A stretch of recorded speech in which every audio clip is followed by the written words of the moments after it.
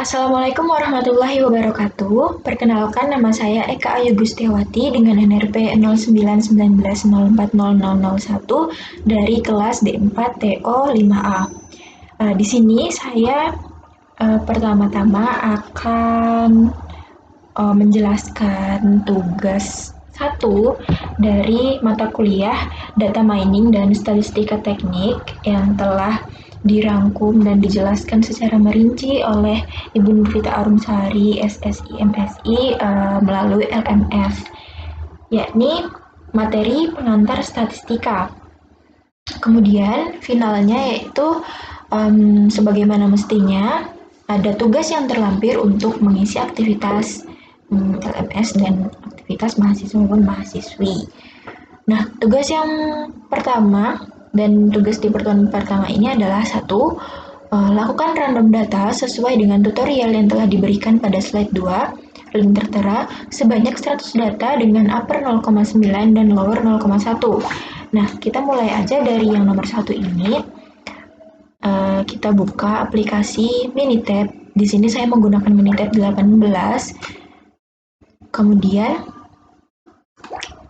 kita klik toolsnya yang Calc, kemudian kita klik random data, kemudian pilih uniform. Kemudian kenapa pilih uniform? Karena di sini itu bisa untuk ada tools lower endpoint dan upper endpoint. Jika kita pakai yang misal kita pakai yang normal, itu adanya mean standard deviation gitu. Jadi karena tugasnya ini ada upper dan lower, jadi kita pakai yang random data uniform. Number of rows of data to generate itu tadi adalah 100 ya.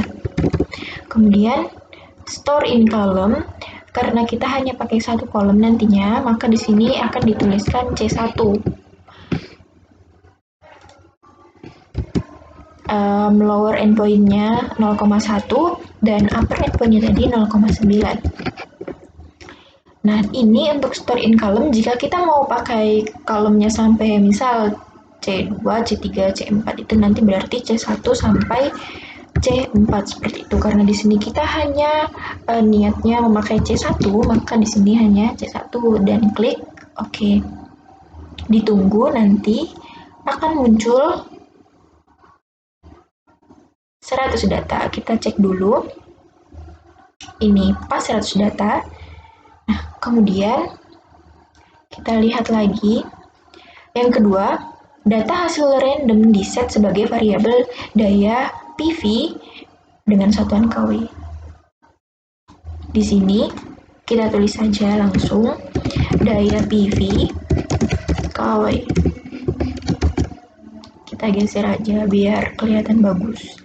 Nah, kemudian setelah itu, 3. Lakukan identifikasi pada data yang telah di-random. Identifikasi meliputi jenis data dan skala pengukuran data. Kita lihat di sini, ini data randomnya. Nah, perlu kita ketahui bahwa jenis data berdasarkan penjelasan Ibu Nurvita Arumsari itu dapat dibedakan menjadi 2 jenis. Saya mencatatnya ada 2 jenis. Satu, data kualitatif atau data kategorik. Nah, contoh dari data kualitatif atau data kategorik ini itu yang hal yang satuannya itu random seperti warna kulit, jenis kelamin, pekerjaan, pendidikan, titik lokasi jalur pipa, dan semacamnya. Sedangkan yang kedua itu ada data numerik atau data kuantitatif. Di sini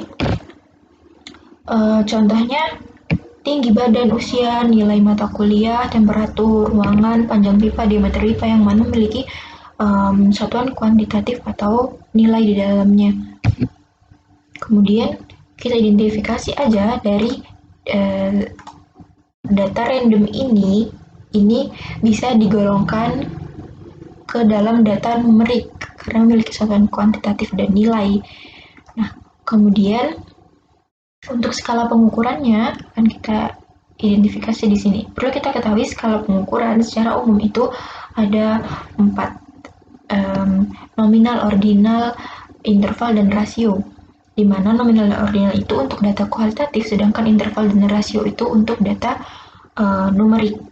Nah, karena tadi kita menggolongkan jenis datanya, data random ini termasuk ke dalam data numerik atau data kuantitatif, maka ada 2 pilihannya nih untuk skala pengukuran, yaitu interval atau rasio. Nah, kita ulik lebih dalam lagi, kalau interval itu dia tidak memiliki nilai 0 mutlak, sedangkan rasio itu dia memiliki skala 0 sejati. Di sini kita lihat dia daya PV, satuannya kilowatt. Nah, kilowatt kalau 0 kilowatt itu berarti kan dia tidak punya daya. Berarti dia termasuk ke dalam skala pengukuran rasio. Jadi sudah jelas di sini bahwa penggolongan dari jenis datanya adalah data numerik atau kuantitatif, dan skala pengukuran datanya adalah rasio karena mempunyai skala 0 mutlak atau sejati. Kemudian nomor 4, lakukan penyajian data dengan grafik yang dianggap sesuai. Nah, di sini saya mau memberitahu lebih lanjut atau sekedar kita refresh lagi dari materi yang telah diberikan, bahwa penyajian data ini juga masuk ke dalam, bisa masuk untuk penggolongan. Misal nominal atau ordinal itu cocoknya dengan grafik bar chart atau pie chart, sedangkan untuk interval atau rasio itu cocoknya dengan grafik bentuk histogram, dot plot, atau scatter plot. Sehingga di sini tadi karena termasuk ke dalam skala pengukuran data rasio, kita menggunakan histogram, dot plot, atau scatter plot. Kita coba aja. Untuk pertama adalah kita pakai histogram, ada di tools graph, kita pakai histogram, kita pakai yang with fit. Di sini dipencet dayanya, diklik, langsung oke.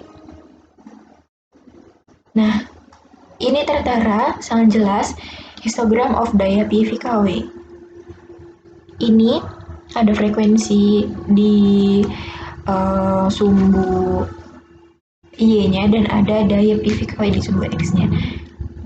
Sudah dirangkum secara otomatis di sini dengan rapih dan ada fitnya seperti ini juga. Kemudian jika dilihat di sini ada mean, stdef, sama n. N itu tadi jumlah datanya 100 yang kita input.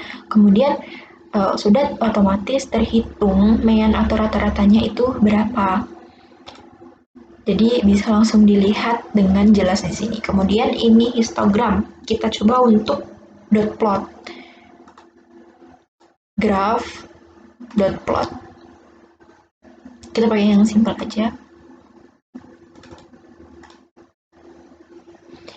Nah, untuk dot plot ini lebih untuk menghitung datanya ada berapa aja. Misal dari range 0,12 sampai 0,24 itu ada data berapa gitu. Jadi bisa dihitung dari titik-titik yang ada di sini.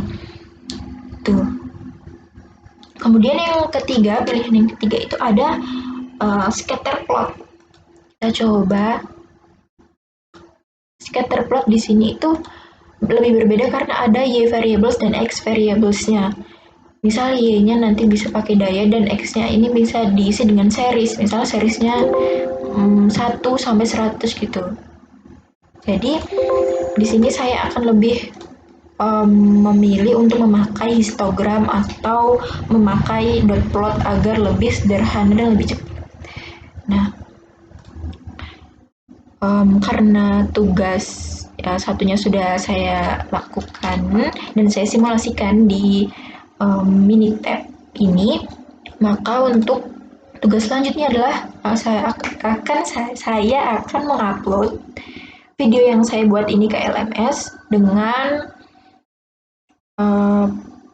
hasil dokumen atau PDF-nya, dan em,